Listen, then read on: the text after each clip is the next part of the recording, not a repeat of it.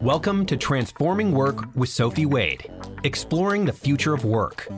Find out what's going on, disruptions, evolutions, opportunities, challenges, and interventions in our multi-generational distributed organizations.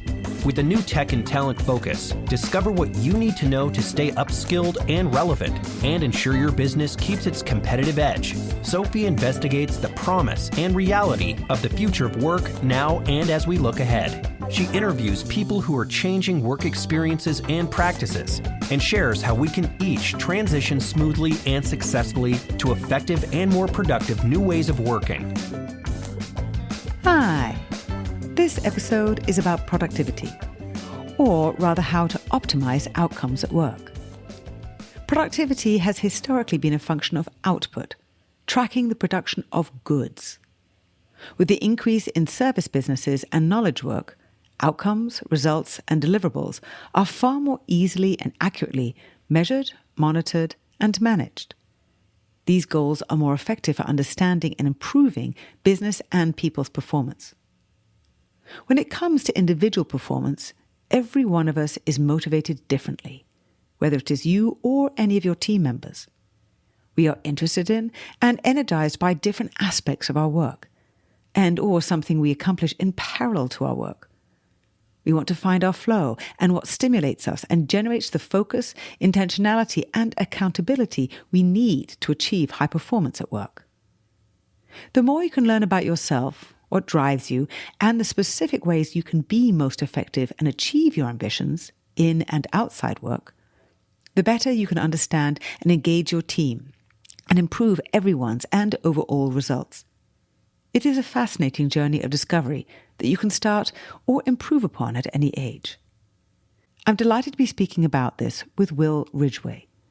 Will is a cloud solutions architect at Microsoft, which he joined after graduating from his master's in Aerospace Engineering mid-2020. Will is also an extreme athlete, with Ironman competitions, marathons, and a Guinness World Record to his name already.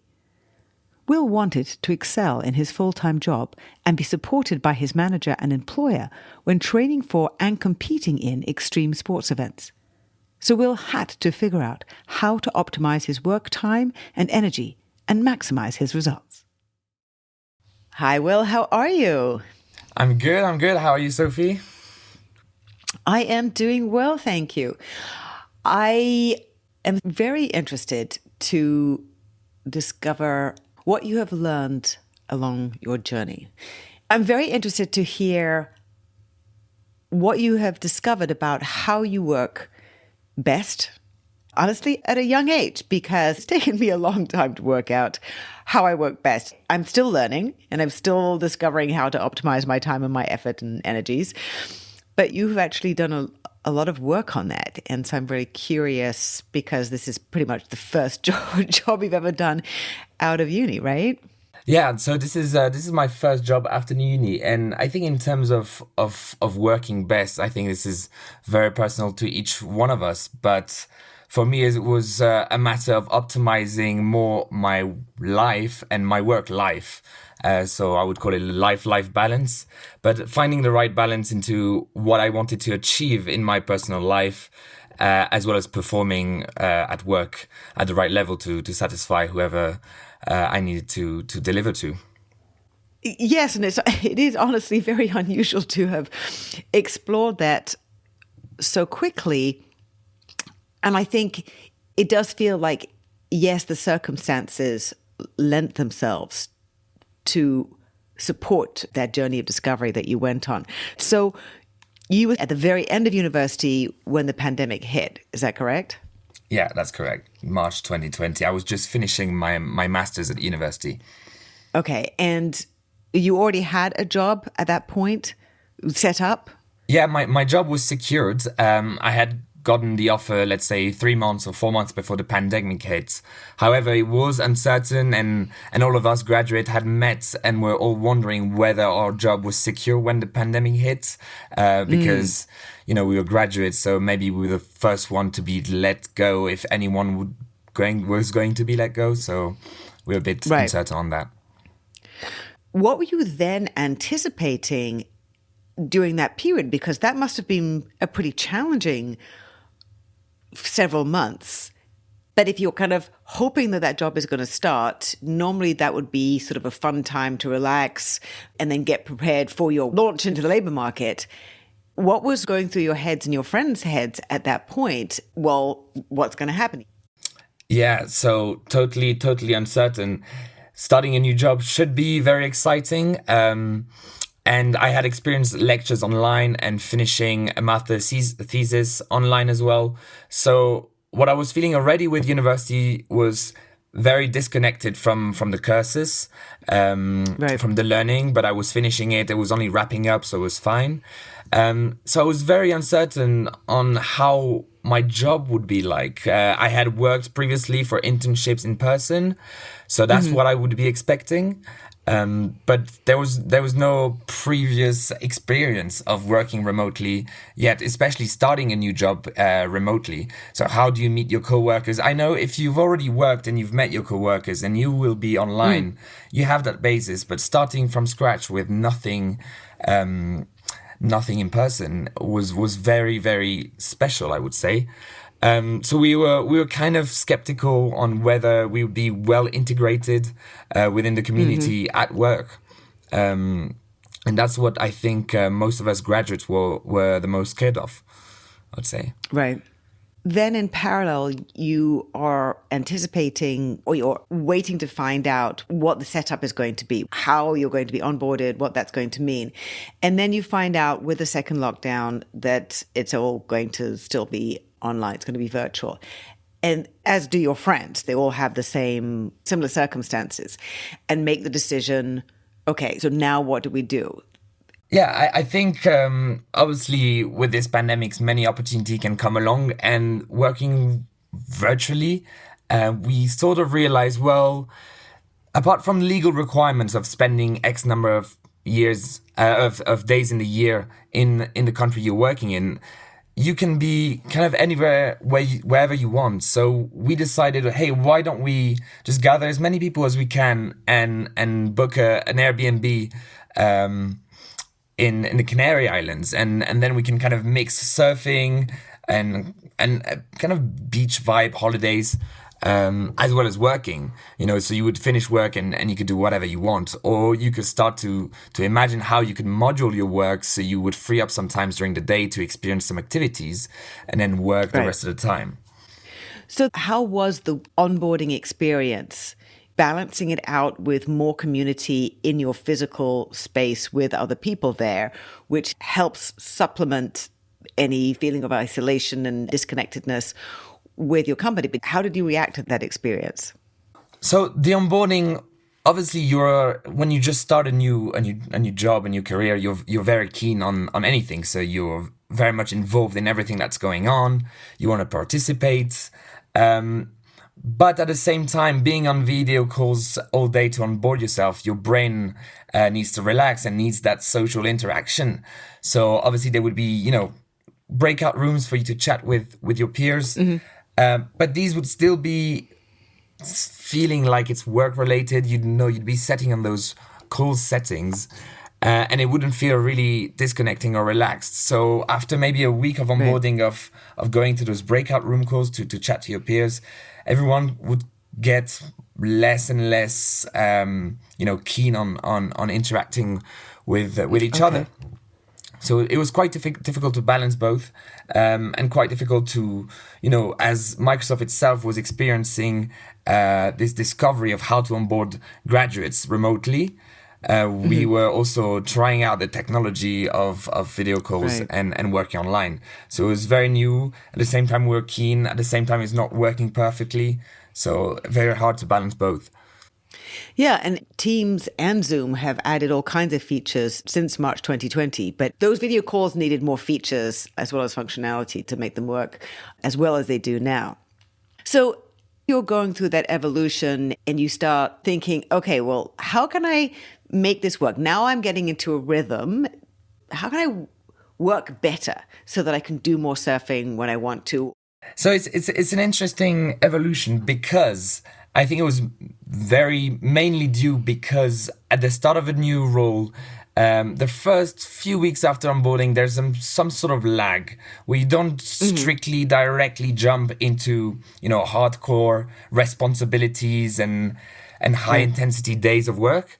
So I find myself realizing that, I'm going to exaggerate here, but I could work 1 hour a day or 10 hours a day and no one would really notice the difference, if you see what I mean. Okay. I'm giving exaggerated numbers, but as long as I would give the output that was required, I could free myself to experience more surfing. And also because the surfing is a sport that is very dependent on the waves and is very irregular. So as soon as the waves are good, you want to be free to be able to go surfing. Okay.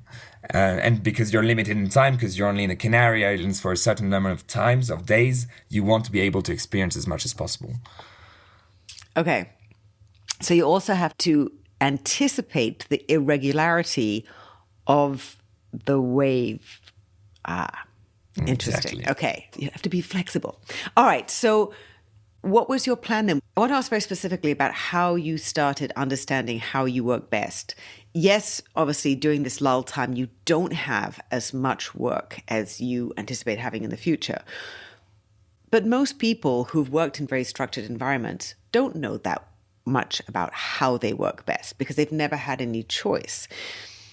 And they also didn't have an exciting activity that can pull them away. So how did you then start exploring or discovering much more about how to optimize your work? Was it thinking more about it, understanding how you find your flow, and or talking to your friends, both in the same house and elsewhere? So I think there was an aspect of talking to friends, but for me, it was mainly an aspect of being forced to optimize because of personal challenges, sports related, that I had set myself.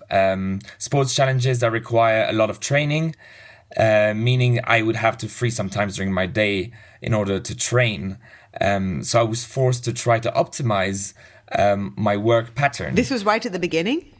Right at the beginning, yes. So it started with surfing. And I was discussing with some friends when we were running a lot in the Canary Islands as well, if we should sign up to a challenge together, an event, an alpine ultramarathon race. And we just because? Just because we were running a lot and we had a lot of time on our hands to run in the mountains. And we were like, why don't we just set ourselves a challenge? It could be fun. All right. If there's a time to do it, it's now. So that relatively random decision to set yourself a challenge, that became the focus of all this optimization. Yeah, and it started, out of nowhere, really. It's very random. I didn't think about, I need to optimize my work. It's more of an evolution of external factors that made me optimize my work patterns, I would say. How did you then work it out? You said, okay, I've got the schedule that I need in order to be able to complete this challenge. Then what were the next steps for you? So there was the first ultra marathon alpine race, and a better example maybe that would speak to you a bit more is called the Ironman race, which is a 12 to 15 hour race, require about 2 to 3 hours of training every day. And I was also signed up to this, and I started to have to train, swim at lunchtime, run in the morning, and cycle in the evening, etc., etc. However, sometimes you realize that the swimming pool is closed at this time. You cannot run in the night. You cannot cycle in the dark as well. So you have to find time during the day, and you have to find 3 hours of your day to do this. And you have plans in the evening, social life coming in as well. So I started to realize that I was more productive in my training as well as at work, having high intensity periods as well as high intense recovery periods. So I would work very intensively for 90 minutes usually, and focus only everything off, phone away, and be very productive. And then I would allow myself without guilt to completely disconnect and have a 90-minute recovery from, let's say, brain activity by doing exercise and physical activity. And then I would switch back to brain focus intensity intensive work and relax and recover my body from the physical exercise. Okay, so back and forth throughout the day in order to make sure that you were getting all your work done and all the training done that you needed to. Exactly, yeah. Was your boss, or your team leader, whatever, were they aware of what you were doing at the beginning, or they found out later on? So that's a reason why I was very keen on working in a company where the culture was very supportive for things like this outside of work. Is that you could have a very open conversation on what helps your mental well-being and how you work, what are your patterns. And, you can have an open conversation on explaining the fact that less is more, working less but more intensively produces higher outputs. But in terms of number of hours of work, yes, it can be less. So my brain might be more stimulated for a smaller period of time, but the output would be greater. And another reason why this was very supported by my manager, and we had an open discussion about this, is any of those races would be with a purpose of fundraising. I would target mental health fundraiser and working with a non-profit that was very close to my heart. And Microsoft would double the amounts that I would fundraise. So it was a very open conversation on what I need to do to achieve this with fundraising as a purpose globally. I love the fact that you're able to have that discussion with your manager, who then is very supportive of it. One question I know that people have is, if a manager is focused on results, surely if you get your work done in fewer than 40 hours, your manager should be giving you more work in order to fill up those 40 hours. It's a challenging conundrum. If they can get more done in the 40 hours, shouldn't they be working 40 hours, no matter how intensively or how much it's spaced out? What would you say to that? No, that's a very good point. And it's usually said that good work produces more work. So you're totally right. So indeed, more work was getting produced. I was getting maybe more responsibilities here and there.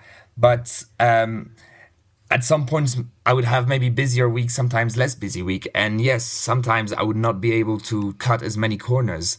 But another thing that I realized, that most people think they're just too busy to do anything. I cannot sign up to this event. I cannot attend this. I am too busy. Realistically, my way of thinking was that there's 24 hours in a day, and there's a lot you can do in those hours. And when I say cutting corners, I'm not saying working badly. I'm saying working on what will have the highest output for the less effort. Focus on those things that will drive bigger outcomes, and figure out which are those and which you should target, really. And may I ask how you figured that out? Because it's not necessarily so obvious. I mean, I think, and this is why I think it relates a lot to sports. When you train for sports as well, you can do different types of training, but you can train for long hours. And realistically, it's not going to do so good to your body, and it's not going to make you, run faster or have better endurance. So I started learning those patterns from sports and how I trained, and try to mimic those over to my work. What were some of those patterns that you found to be so helpful?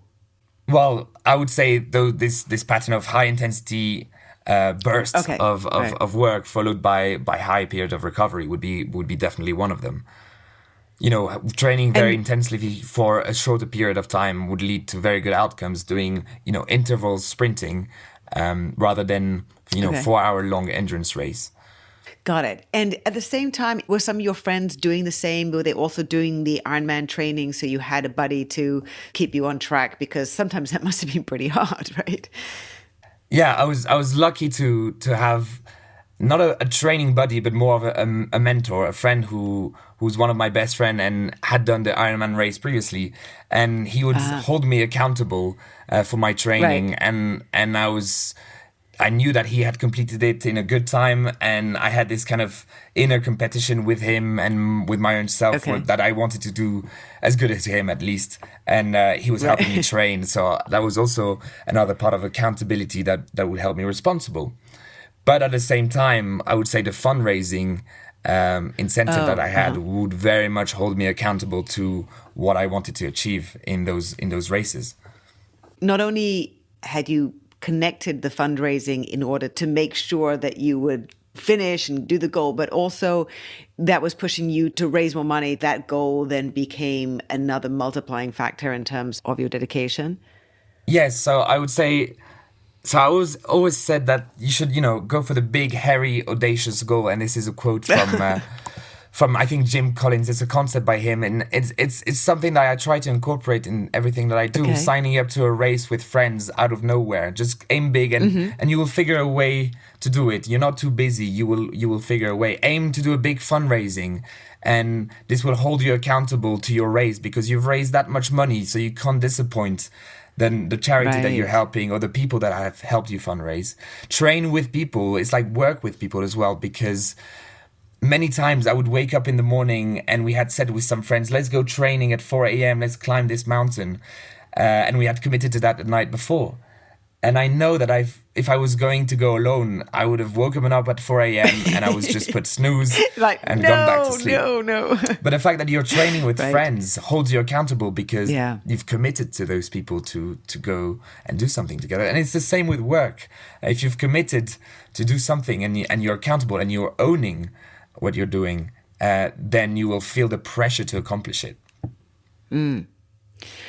And you also gave yourself an even bigger, interesting, audacious goal in running a marathon, and you're a Guinness World Record holder. Please explain that one. Yeah, that's a very interesting one. So every time I complete one of those crazy, let's say extreme challenges, I tell myself, I cross the line, I say, never again am I ever doing something like this. This was really suffering from A to Z. And throughout COVID, with some friends, we're not very good at it, but we started playing golf. Just because it was the first sport that you could kind of do outdoors. And we started developing this passion, and we were running a lot, doing a lot of races, and we were like, hey, why don't we, try to break a Guinness World Record for something about running and something about golf? And so we had a look through the book and through the website, and we saw that at the London Marathon, you are allowed to try to break a Guinness World Record for, let's say, a record that's out there, something a bit extreme. And so we decided to sign up for the London Marathon to break the Guinness World Record for the fastest marathon carrying golf clubs in a golf bag. So that already existed. Somebody had already done it, and you needed to do it faster. That is the craziest thing. There is someone who has done it before. The record existed, and we just had to apply to break it. We didn't have to create it out of nowhere. So we were very surprised it existed. But again, we train with running with golf bags in the city, and everyone was looking at us like, who are these guys and what are they doing? That's a great visual. So it wasn't just you running with golf clubs, with your friends as well. Exactly. I had one other friend who was doing the Guinness World Record with me as well. And so we were training together when we were in the same location. And, here again, this was trying to achieve and break a Guinness World Record. And we had announced it to people that we were going to try this at the London Marathon. That was definitely holding us accountable, because if we failed, then it's a bit like, everyone knows that we didn't manage. But that's fine. That's okay. But still, it would really push us during the race to really finish that marathon. And you did it, right? Yeah, we did it. 4 hours and a half, Guinness World Record holders, and we completed. But this was probably not the longest, but by far the hardest race. And I think that accountability, also fundraising for mental health, we raised a lot of money for this one. So really is what got me to the finish line. There was not a single moment of pleasure during that entire race, because running with a golf bag is just not a sport, right? It's not something that you do. And how much did you raise? In total, so combining my latest two events, over £20,000. So that's about great. $25,000, I would say, something like that. So yeah, a lot of money for charity. It's 2.5 years since you started this process and learning to optimize work to achieve both work goals and non-work goals. What were some of the surprising discoveries that you had about yourself and working with friends? Because as a buddy, obviously you're helping them achieve their goals too. Were there particular things that surprised you pleasantly and not pleasantly?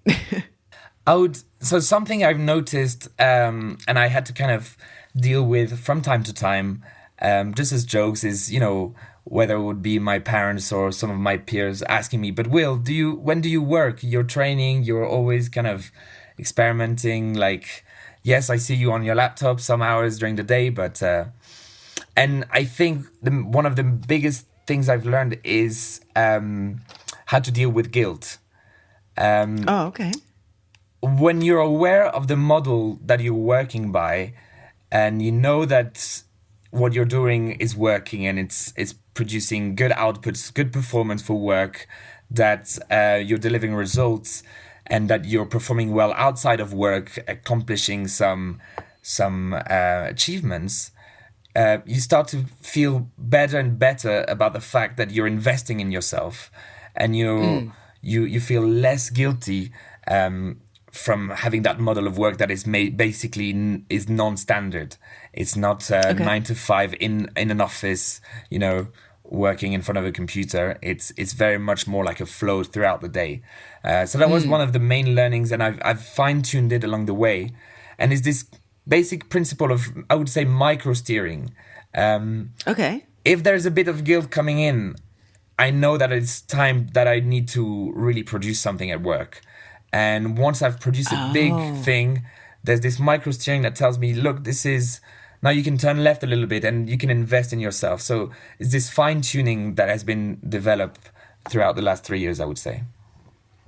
That's very interesting. So you're always calibrating, have I done enough work to earn this? It's always this balancing of what you've done and what you've earned the right to do, so to speak. You're always being very, very conscious about that.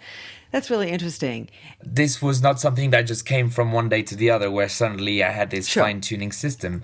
So it has been developed from the time that I was working there. So it wasn't always like that. Right. And so by experimenting and having those conversations regularly with my manager, he was fully aware that that's how I was operating. And from his point of view, the delivery and the results are there, and are still growing. So there was not a time I was like, oh, you need to be more in the office, because he knows that if he tells me, maybe I will adjust my fine tuning, but what will be the consequent output? Will it decrease? Will it increase?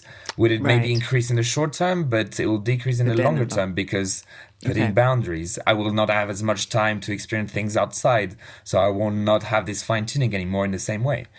So, but I would say I might be very lucky in this scenario in a way. I think there are some great managers out there, some great bosses out there who understand and have very strong relationships to make that work, but there are fewer than one would want. Because I think when we have these very strong and healthy relationships to help someone grow and do their best work and be their best self, it's much more integrated across all the life activities, which I call ambition for life. What do people want to be successful for across everything they're doing? So what's your next big goal then? Your big, hairy, audacious goal? Well, my next big goal, we're still in the discussions with some friends, but we had this idea of trying to complete 7 marathons in 7 days in 7 capitals of Europe. So non-official races, we just run for ourselves, and we would do London, Paris, Madrid, Lisbon, and then maybe Berlin and Rome. But this came through the idea that we traveled a few times, and every time we'd go to a different city, in order to visit the city as much as possible, we would run a half marathon by ourselves, and we would plan the routes to visit as many monuments. That's the way you visit a city? Okay. I have some friends who are very inspiring on the sports front, I would say. And yeah, so we were like, yeah, if we do that, let's say we do it for 7 days and we do a marathon, we will have visited the whole of Europe, every single monument from A to Z in 1 week. So that would be a very interesting goal. And it also came from a lecture I had at university of some guy who had done it, quite famous, I think, but he did 7 continents in 7 days. So he would travel more. So we were mixing both things a little bit. So you haven't quite decided on that yet. How long do you think you would need to train to be able to run 7 marathons in 7 days? I mean, that's quite serious. Yes, I mean, the training schedule always varies depending on our work, because we all have full-time jobs. Sure. with my friends, but we always aim for at least 4 good months of focused training. And at the moment, okay, I'm just baseline training. I'm not doing anything extensive. So I just maintain a good baseline, which means that if an event comes up, that I will be able to ramp up within 4 months to become very high performant in sports. Okay. And this is something as well that I also discovered throughout the years of doing this, is the difference between willpower and way power.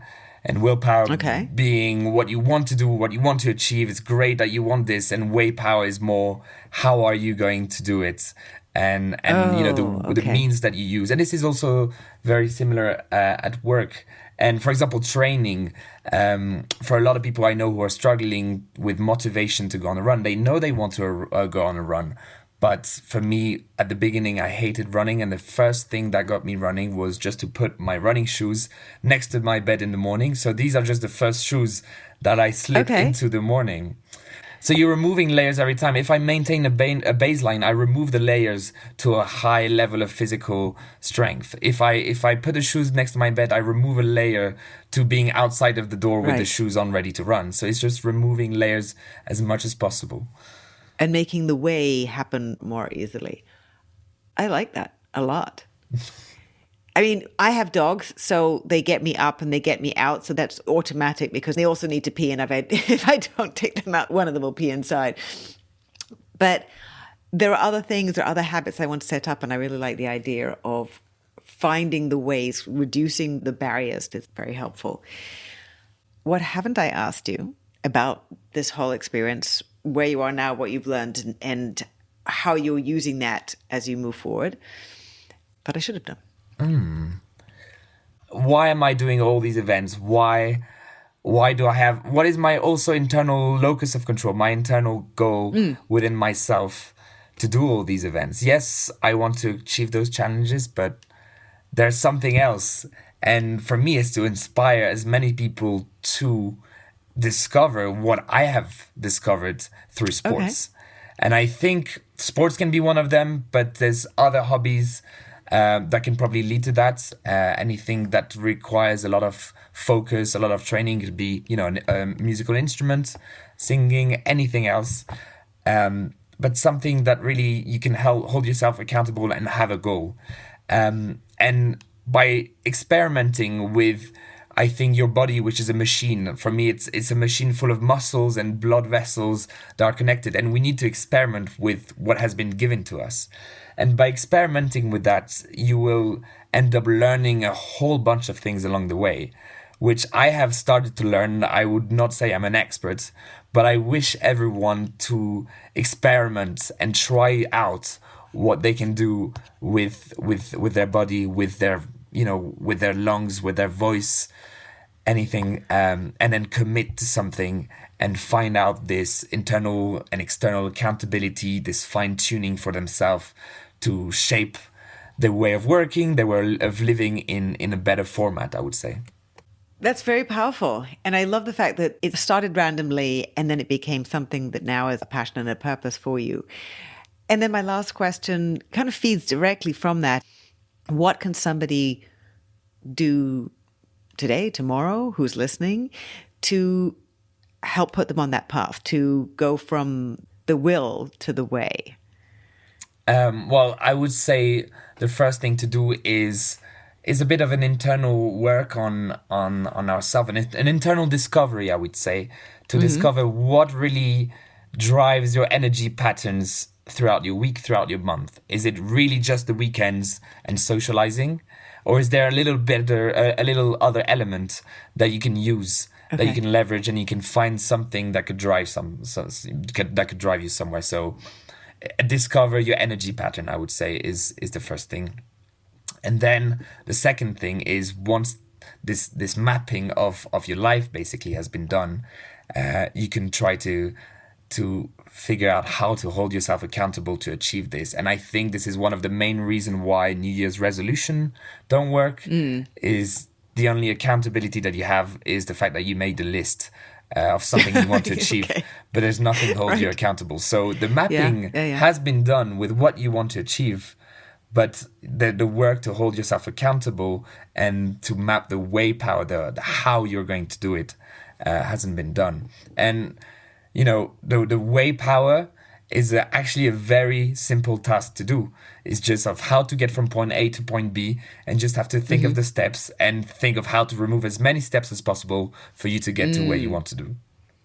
Well, thank you so much. That was great. And I'm actually going to look at some of the things that I want to achieve. I came up with a new book, and that was a big, audacious goal and really took a lot out of me. Now I do think I need a new one. So I really appreciate everything that you shared. Thank you very much indeed. Fantastic. Thanks for having me, Sophie. Thank you again very much to Will Ridgway, Cloud Solutions Architect at Microsoft, extreme athlete, and Guinness World Record holder. You can connect with Will on LinkedIn and follow his sports activities and achievements on Instagram at Will_Ridgway, WILL_RIDGWAY.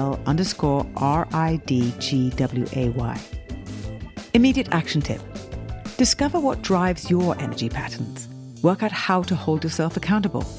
Then map the way to remove steps or hindrances to achieving your goals. For more about how to understand yourself and others and find out what helps us each engage with our work, align our efforts, and be mutually accountable, read my new book, Empathy Works, The Key to Competitive Advantage in the New Era of Work. If you enjoy this podcast, why not tell a friend, as well as like it? And please write a quick review wherever you listen. For regular video updates, curated useful articles, research and information, follow me on LinkedIn and Twitter at @ASophieWade.